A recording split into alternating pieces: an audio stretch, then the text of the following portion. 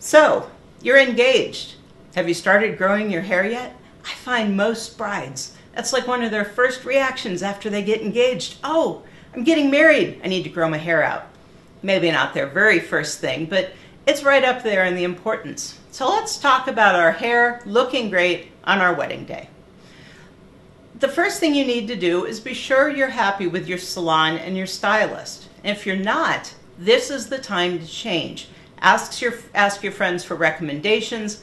If you see someone with really great hair, go up and ask them where they get their hair done. They'll be flattered and you might get a really good lead.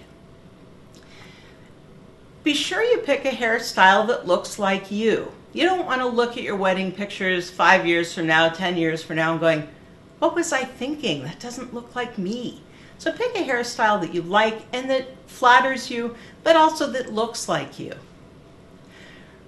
You want to be sure to have a trial run, maybe the week before your wedding. You want to be sure that you're happy, that it's not too poofy, that it's not too curly, and if you're not happy, that's the time to say, you know, I don't really like this part, let's change it. It's a lot harder to call an audible on your wedding day. Plan your haircuts, hair coloring, highlights, that type of stuff on a schedule with your stylist. She can give you the best recommendations, but generally you'll want to color and highlight a week or two before the wedding. So your hair's just more natural looking when it actually comes to the day of the wedding. And while changing your mind on the wedding day is difficult, if you're truly not happy with your hair, the way your hair looks when your stylist is done, say something. He or she, they don't want you to be unhappy on your wedding day. They don't want you to not like your hair. So if you need to, say something. And if you're uncomfortable saying something, and it can be hard to tell your stylist that, I know. Tell your sister, your maid of honor, your mom, whoever's on hand, say, I'm really not happy. Could you suggest she poof this part up a little bit more? Because sometimes that's a little bit more comfortable if you're not comfortable saying something. Consider when you get your hair done on the day of your wedding.